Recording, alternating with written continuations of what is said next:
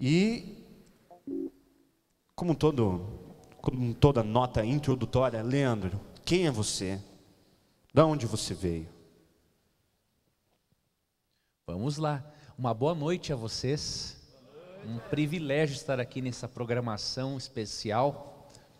E amanhã eu estarei com os irmãos à noite novamente. Muito obrigado a vocês pelo convite e pelas perguntas que eu já percebi que são muito boas, quando a gente teve um papo ali, antes de entrar aqui. Bom, eu me chamo Leandro Soares de Quadros.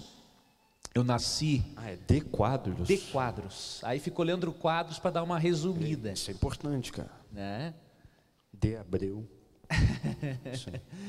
E aí o que aconteceu? Eu nasci no interior do Rio Grande do Sul, uma cidadezinha chamada Palmeira das Missões, fica noroeste do estado. Sou de uma família não adventista, né? Eu me tornei adventista com 17 anos.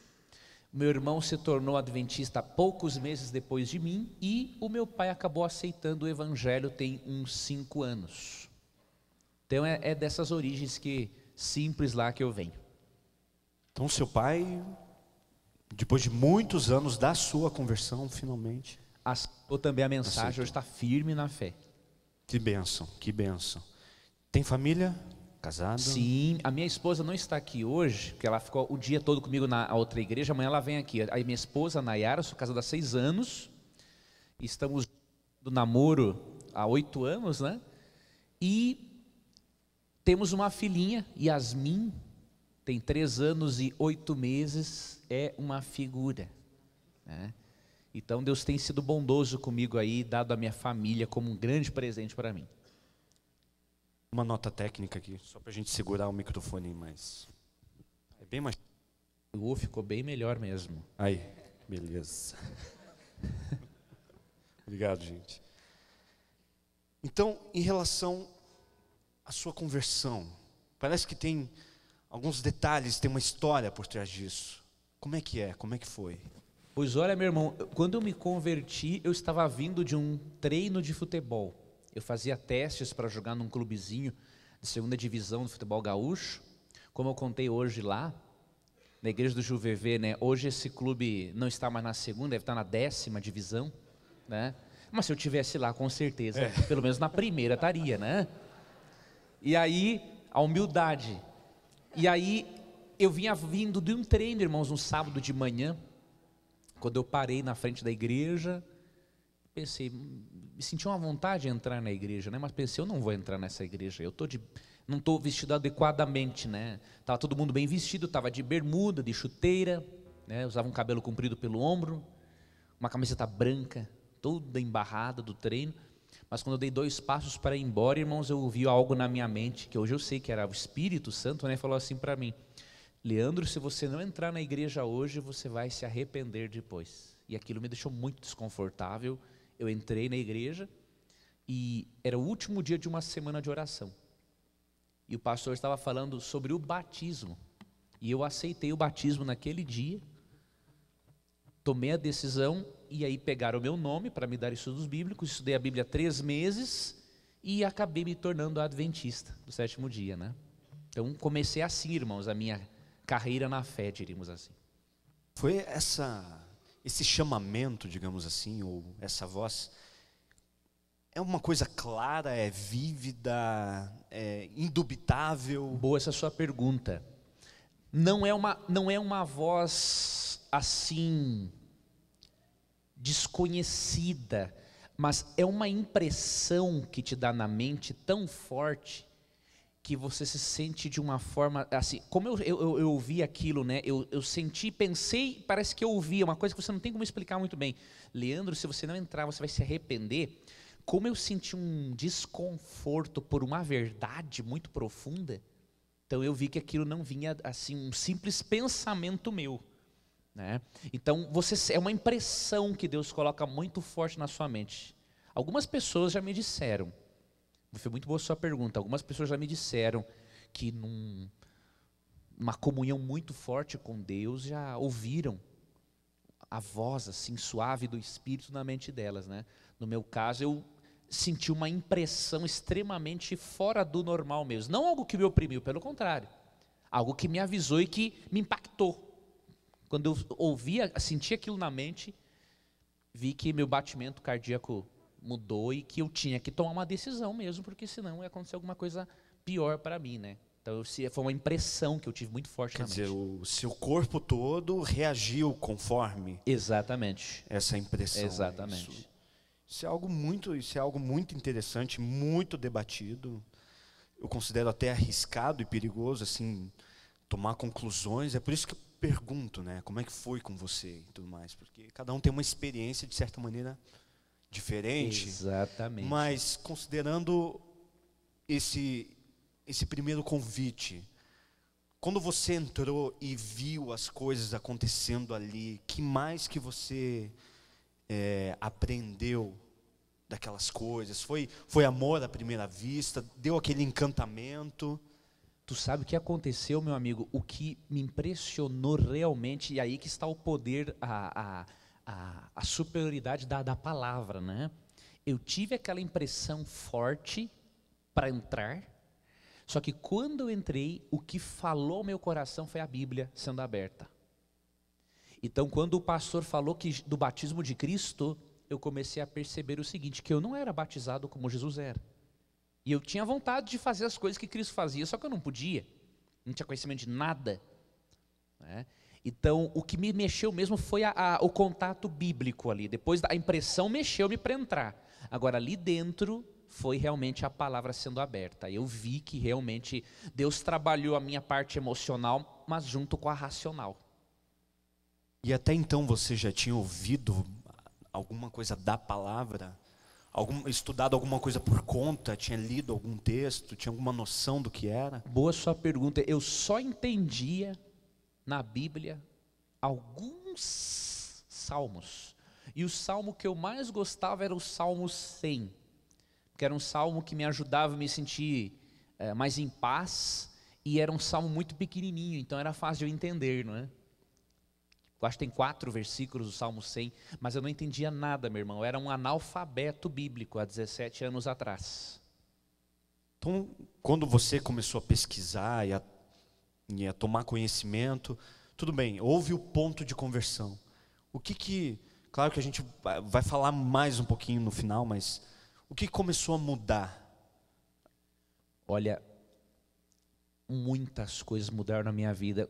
Quando eu aceitei o Evangelho, uma das coisas que eu notei foi que eu comecei, lógico, eu estou no processo ainda, irmãos, mas eu comecei a me tornar mais tolerante com as pessoas. Não digo aceitar erros, mas tolerar pessoas e procurar ter mais misericórdia com elas porque eu comecei a perceber uma coisa, nossa, mas como Deus me perdoou de tanta coisa ruim que eu fiz e tantos defeitos que eu tenho, então eu tenho que mudar também a minha forma de olhar para o ser humano. Eu passei a olhar para o ser humano muito menos criticamente, mas mais misericordiosamente. Isso me fez bem.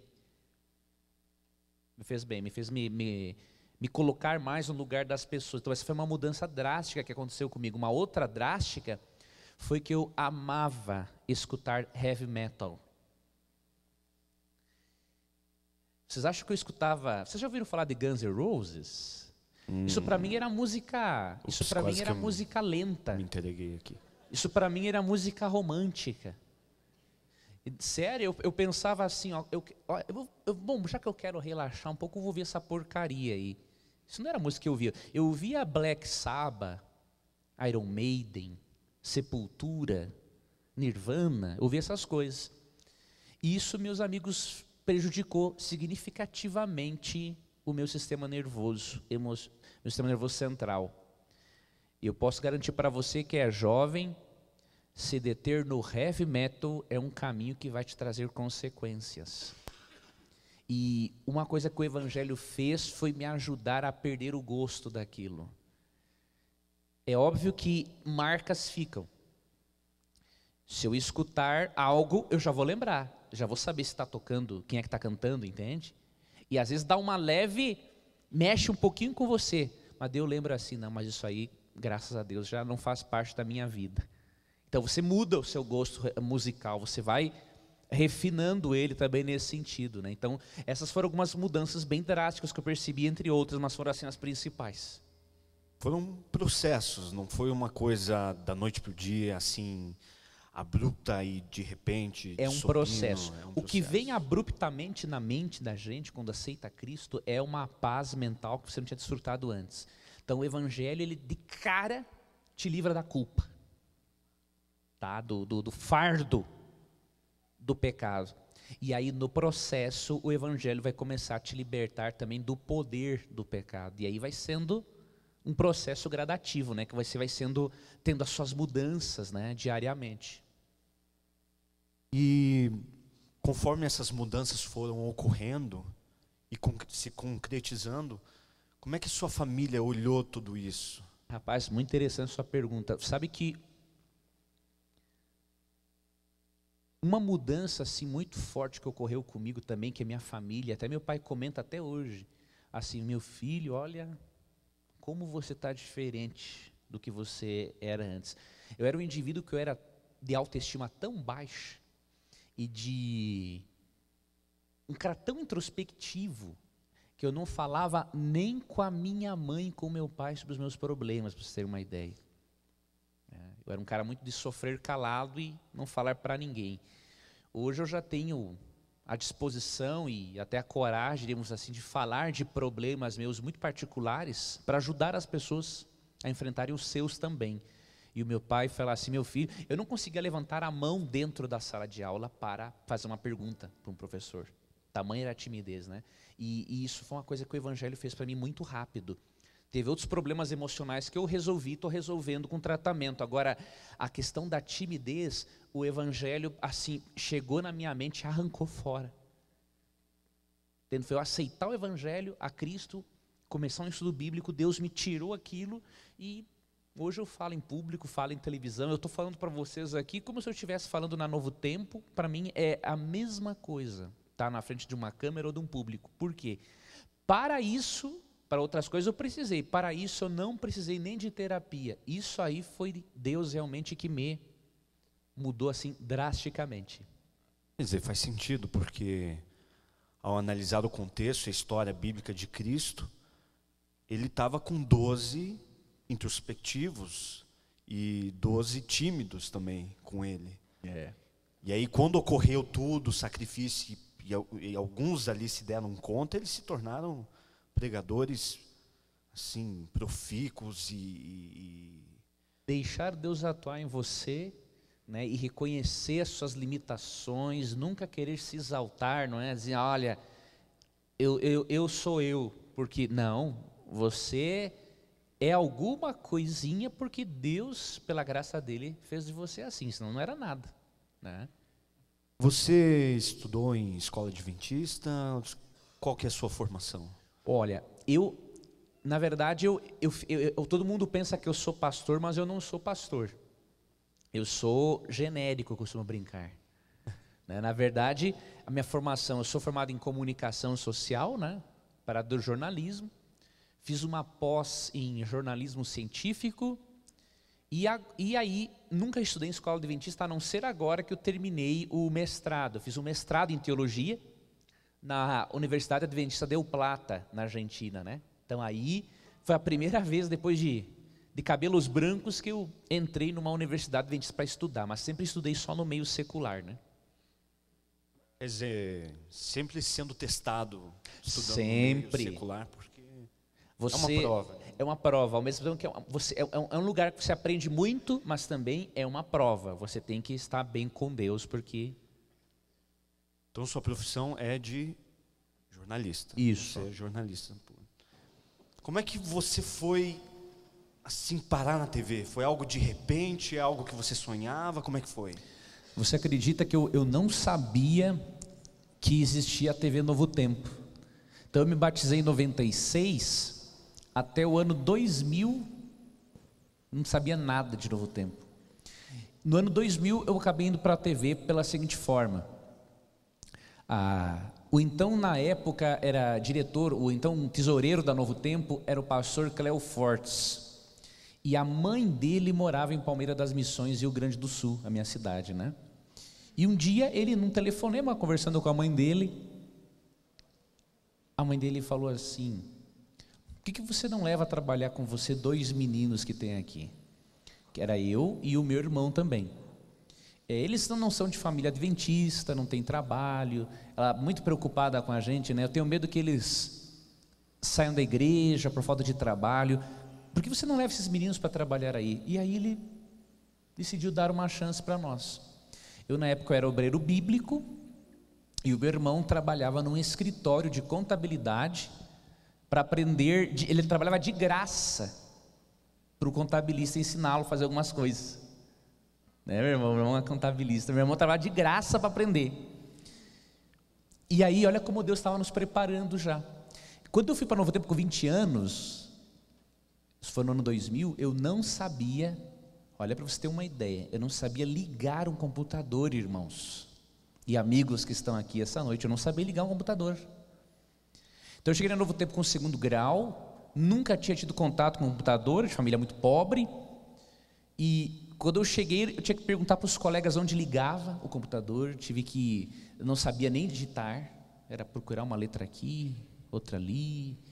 Só que Deus, pela graça dele, foi me capacitando. E aí quando o Cléo nos chamou, o pastor Cléo nos chamou, e eu comecei a trabalhar na escola bíblica, respondendo dúvidas, dando aconselhamento, Deus foi me capacitando, eu fui estudando, fui aprendendo, né? E cresci profissionalmente na Novo Tempo mesmo, né? Eu não me desenvolvi antes, ter um preparo maior para trabalhar lá. Então Deus me levou para lá realmente pela bondade e misericórdia dele.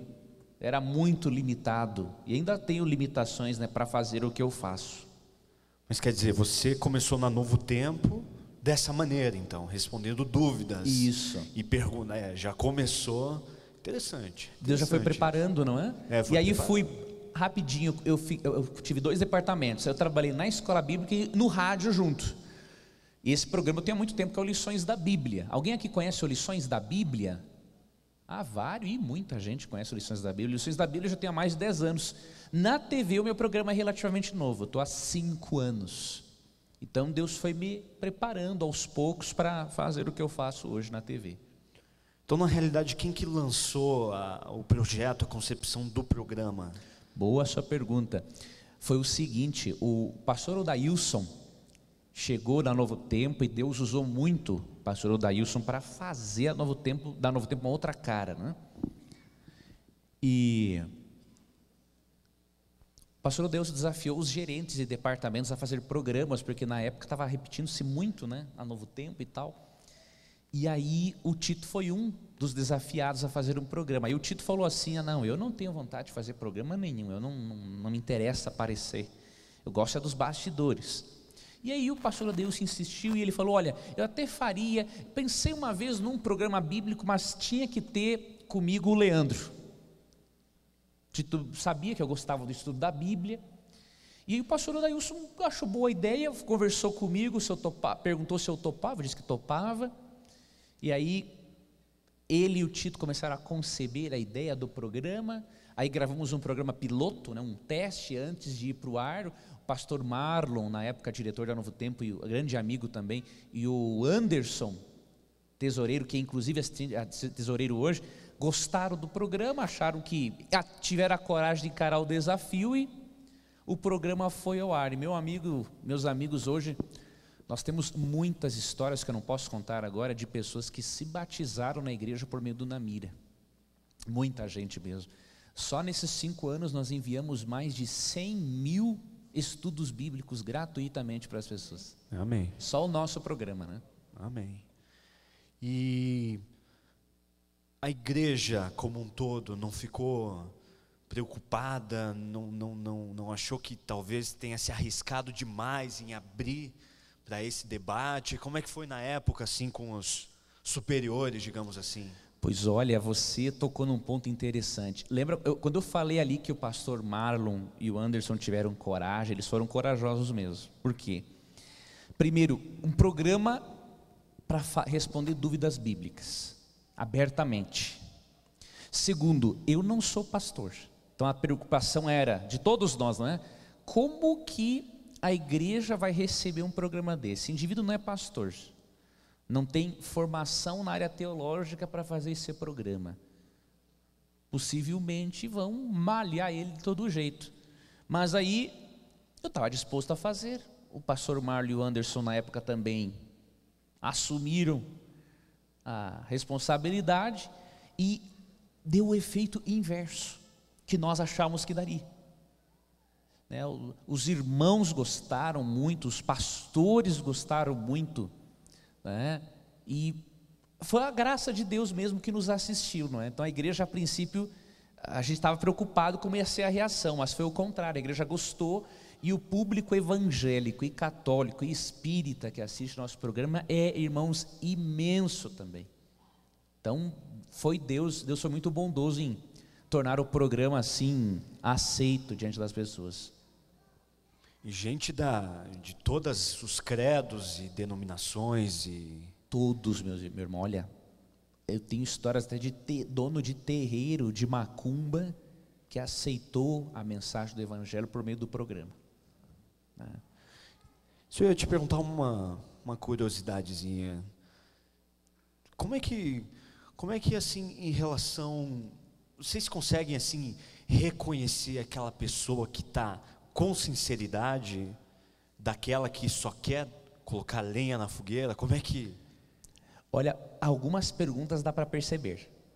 Então, pelo nível da pergunta, dá para receber, como diz o título, quando o indivíduo é capcioso, quer te pegar, quer te testar, ou quando o indivíduo quer realmente aprender. Então, tem gente que realmente ele só quer te testar, tem outros que querem só brigar, tem gente que vai falar de religião só para brigar, ele não tem outra coisa para ele fazer com a religião. Então é uma pessoa frustrada espiritualmente, né? Só sabe brigar. Mas em contrapartida tem umas perguntas que você vê, não, esse indivíduo ele é sincero. Ele tem um conhecimento, mas ele é sincero, ele está disposto a abdicar deste conhecimento doutrinário que ele tem se ele tiver provas de que ele está errado, né? Então, mas a gente percebe sim, quem realmente... Uma vez um ateu escreveu para o programa e falou assim, entre os vários, né? Mas esse foi muito interessante, que ele falou assim, olha, eu não gosto de religião, bem assim, não gosto de religião, não creio em Deus, mas na hora do programa Na Mira da Verdade eu não recebo nem visita na minha casa. Ou seja, Deus de alguma forma estava chamando a atenção do indivíduo, né? Para falar o coração dele. Isso. Olha... E diante dessa responsabilidade, como é que você se prepara para os programas? Assim, para manter a habitualidade e para que o projeto dê seguimento, como é que é essa preparação pessoal, espiritual sua, antes de entrar na tela ou diante das câmeras? Pois olha, meu amigo, eu gosto muito de ler a Bíblia e estudá-la todos os dias. E um dos meus maiores preparos hoje, além do estudo da Bíblia, eu faço o seguinte: na terça-feira eu fico em casa, brincando com a minha filha, conversando com a esposa, porque eu tenho uma mente muito acelerada, então eu estou sempre pensando em ideias e em conceitos, em respostas, né? Então eu dou essa descansada, além do estudo que eu tenho diário da Bíblia, e leio bastante livros. Além desse estudo diário, eu tenho momentos de descanso do programa. E aí eu chego à noite, o Tito lá sempre faz questão, a gente faz um pequenino culto com a nossa equipe ali, com as câmeras, né? Nós fazemos uma meditação breve, oramos com as câmeras ali, com os técnicos, e aí entramos para começar o programa. Tudo ali dentro do estúdio, na hora, fazemos isso. Então meu preparo é a Bíblia mesmo, eu não troco, eu leio livros, mas a minha prioridade é sempre a Bíblia. Isso é uma coisa interessante, porque a gente vai discorrer um pouco mais sobre isso, mas esse pensamento acelerado, como é que você administra isso para o seu dom?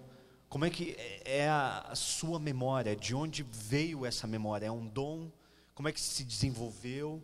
Esse dom da comunicação, de transmitir e de buscar e de reter o conhecimento, principalmente. Você sabe, meu amigo, eu costumo dizer que a minha memória é uma das maiores evidências para mim da graça de Deus, da existência dele. Por quê? Eu contei hoje no JuViver, eu fui um indivíduo que eu tive... Olha o que eu desenvolvi ao longo da vida, irmãos. Eu desenvolvi os tiques nervosos, transtorno obsessivo compulsivo, tive fobia social, síndrome do pânico e tive depressão. 5. E pelas doenças que eu tive e pelos medicamentos que eu tomei, eu não era para ter a memória que eu tenho. Deus simplesmente preservou a minha memória.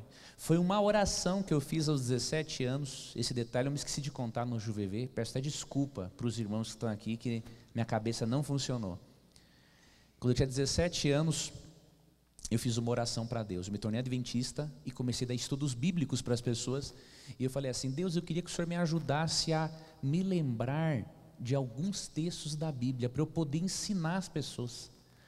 Meu amigo, depois dessa oração, a minha mente se abriu de um jeito, que Deus me deu técnicas para transmitir o conhecimento, e Deus me ajuda a reter. Eu não sei decorar, se você me perguntar o Salmo 23, eu não sei, porque eu não trabalho assim.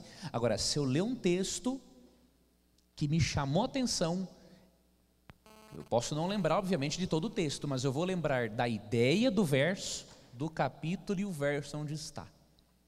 Então Deus me deu de presente, e eu, com as doenças que eu tive, um medicamento que eu tomei, entre muitos, se chama alprazolam. Quem é médico sabe, o indivíduo que toma 5 miligramas por dia de alprazolam, por mais de 5 ou 6 anos, e continua com a memória melhor ainda, é só pela graça de Deus mesmo, não tem como.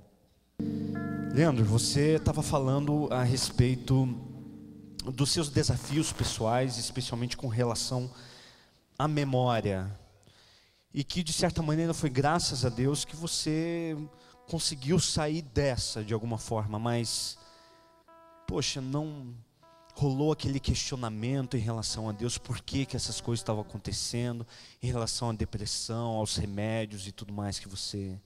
Como é que você se via e como você via a posição de Deus nisso tudo?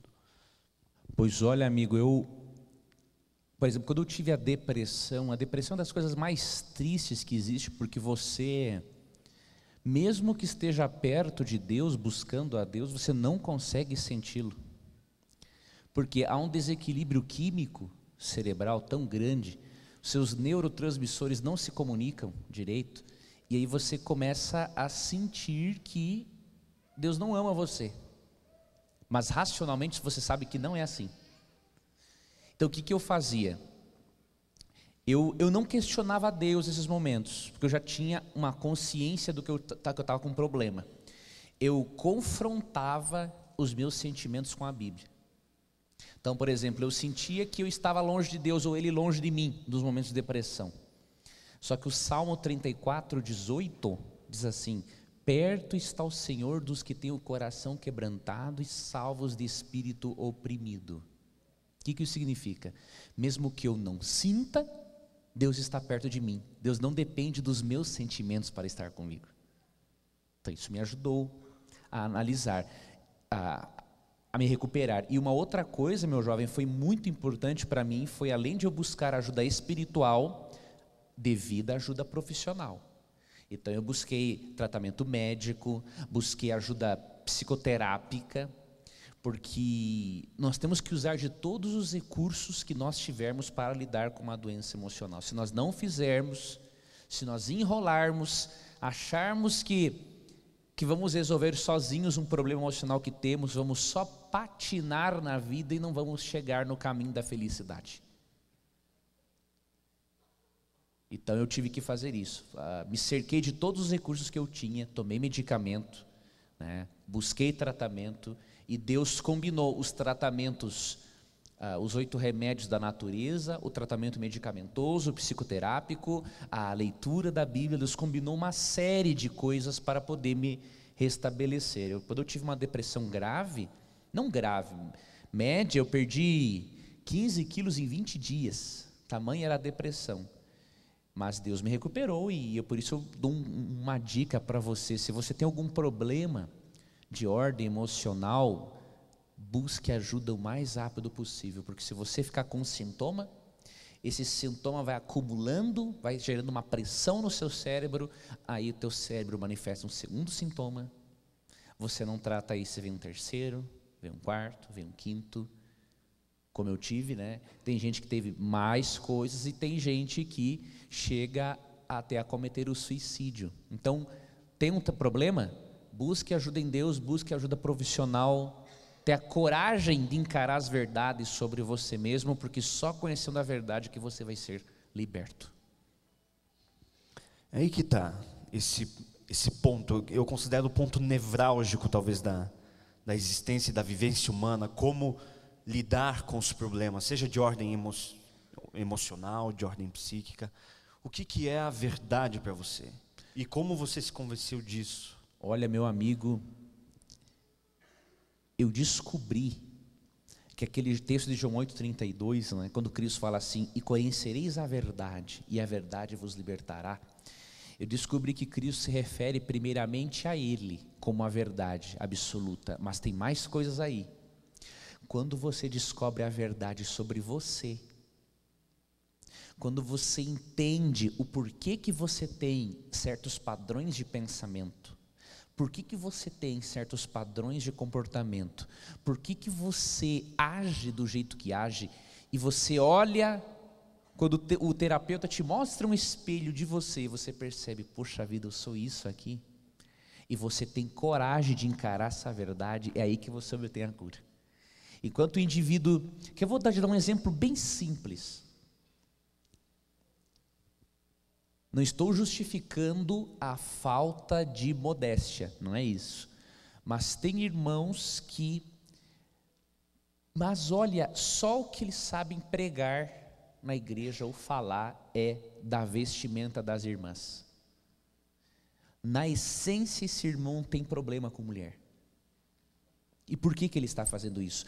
É uma tendência humana projetar nos outros o problema que eu tenho. Mas enquanto eu não bater de frente, enquanto o cara não reconhecer, não, realmente as irmãs, algumas delas estão usando roupas indecentes, mas olha, eu sou um camarada promíscuo de mente, eu preciso de ajuda, eu tenho que mudar pela graça de Deus e com a ajuda terápica. Quando você reconhece essa verdade sobre você e a aceita, é aí que há liberdade, porque Deus não pode atuar em mim, seja sobrenaturalmente e por meio de recursos, se eu não for honesto comigo mesmo. Enquanto eu não for honesto comigo mesmo, eu não estou dando a Deus a permissão para atuar em mim. Então, meus irmãos, a cura da nossa emoção não vem em projetarmos nossos defeitos nos outros, fazermos dos outros os bodes expiatórios nossos. A cura está em você reconhecer o seu problema. Eu tenho esse problema, eu sou assim, eu tenho que buscar ajuda. A terapia me mostrou muito isso, que cada vez que eu ia na terapia e me deparava com algo de mim, e eu percebia, nossa, essa terapeuta tem razão. Quando eu reconhecia isso e ia aprender com ela a administrar esse meu problema, eu começava a ter a diminuição do sintoma, e aí a necessidade da medicação vai diminuindo também. Então encarar a verdade é isso, aceite a verdade sobre você mesmo, não fuja, e aí você vai dar autorização para Deus atuar na sua vida. Assim, ampliando o escopo sobre isso que você falou, por que o jovem hoje tem essa dificuldade de aceitar essa verdade também quanto a ele mesmo? Rapaz, muito boa essa sua pergunta. É que nós temos naturalmente um bloqueio emocional. Nós aprendemos numa universidade a administrar uma empresa, mas não aprendemos a administrar o eu. Na nossa casa nós aprendemos muitas vezes a não ser autênticos sobre nossas emoções. Então, por exemplo, um jovem muitas vezes ele vê um pai ser uma coisa na igreja, mas em casa ele é outra. Então o cara cria um bloqueio emocional porque ele não consegue. Por exemplo, o jovem às vezes quer falar com o pai ou com a mãe, mãe, pai, eu estou com um problema, mas ele sabe que se ele falar com o pai e a mãe, a primeira coisa que ele vai ouvir é o quê? É crítica. Então a criança, desde cedo, ela é acostumada com a seguinte ideia: se eu expor o que eu estou sentindo, eu estou sendo pecaminoso. Aí a criança se bloqueia emocionalmente, o jovem cresce com aquela dificuldade de expor o que ele sente. Então isso é uma coisa que começa já desde berço, infelizmente. Os pais têm que ensinar os filhos a ser autênticos, né? E eu não era autêntico, porque eu também não tive esse espaço na minha casa. Tá, às vezes eu queria chorar, gritar, esbravejar, porque meus pais estavam brigando muito, mas eu não tinha esse espaço. Agora, quando você conquista esse espaço de falar o que você sente: mãe, eu estou chateado com o que você fez, pai, eu estou chateado por isso. Além de você impedir com que uma pressão emocional fique dentro da sua mente, você aprende, e quando os pais são sábios em deixar o filho ser autêntico, porque ser autêntico não é sinônimo de ser irreverente ou com falta de respeito, né? Quando os pais aprendem, quando os pais deixam o filho ser o que ele é, mas ajudando, podando, lapidando, aí a criança cresce com mais facilidade de falar sobre os seus sentimentos, e o jovem também. Então muitos jovens são assim por falta da saúde emocional. A estrutura dos pais não foi muito boa, né? Faz muito sentido. Então, assim, sucintamente, o que você diria para alguém, para um jovem, que diria assim para mim, alguém que pensa: eu quero curtir a vida, quero ter experiências novas, mas não sei se Deus vai se encaixar nesse meu ideal? Olha, eu diria o seguinte: ter experiências novas na vida é muito bom, mas essas experiências novas precisam estar dentro, de acordo com o manual que Deus deu para a sua felicidade. Você já pensou se nós usássemos um aparelho elétrico do jeito que nós queremos, sem seguirmos as orientações do manual daquele que criou? Deus, Ele sabe como você pode ser feliz emocionalmente, como você pode se desenvolver espiritualmente, fisicamente. Então eu lhe digo: tenha novas experiências, mas experiências que não levem você a contradizer os princípios de Deus. Os princípios de Deus são uma proteção. E o segundo recadinho que eu dou para finalizar: muitas vezes, jovens, nós procuramos na droga, no sexo ilícito ou na bebida, procuramos preencher um vazio interior, preencher um buraco emocional que nos foi criado desde a infância. Eu vou dar uma notícia para você: se bebida preenchesse, Noé teria sido o homem mais feliz desse mundo. Se sexo ilícito preenchesse, Salomão, com mais de 1000 mulheres, não teria terminado a vida dizendo assim: a minha vida não tem graça. Se drogas preenchesse o seu vazio interior, muitos não estariam hoje no crack, num caminho praticamente sem volta. Procure preencher o seu vazio, o seu buraco emocional com Jesus Cristo, com muito amor por você mesmo. Coloque valores dentro de você, se elogie. Faça terapia se for preciso, mas procure preencher os seus valores, a sua falta de amor, em coisas que realmente vão dar significado à sua vida. Milhares já seguiram pelo caminho de preencher o vazio interno com coisas ilícitas. O buraco emocional é profundo, não tem fim. Só Deus pode preenchê-lo. Amém. Eu acredito nisso também. Leandro, como última pergunta, qual que é o maior sonho de Leandro Quadros?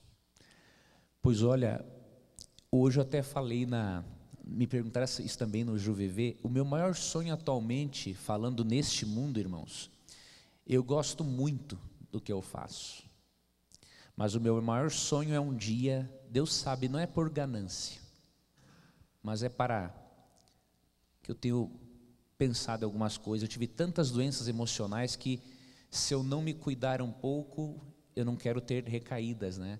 O meu maior sonho é chegar no momento em que eu possa estar, de certa forma, tão estabilizado, tanto no trabalho quanto na vida, que eu possa ficar em casa, escrevendo e ir fazer o meu trabalho no Novo Tempo, gravar meus programas de rádio, fazer o Na Mira, com tranquilidade. Eu quero investir, eu penso muito em investir na minha família. Ter esposa, ter a minha filhinha. Eu sonho em poder trabalhar de um modo que eu possa um dia ficar mais tempo com elas. Parece uma coisa boba, mas para mim tem muito significado. Não quero só ver a minha filha crescer de longe. Quero vê-la crescer de perto. E graças a Deus, pelo menos assim quando eu viajo, na maioria das vezes tenho levado elas. Então meu maior sonho é esse, é poder ficar mais em casa com elas do que eu fico atualmente. Gente, maior bênção que essa, que ter o Leandro Quadros conosco, por favor. Quem se sente feliz, satisfeito, dê uma forte salva de palmas. Que Deus os abençoe. Leandro, muitíssimo obrigado. Meu irmão, eu que agradeço pela presença. Foi uma honra compartilhar a história de vida,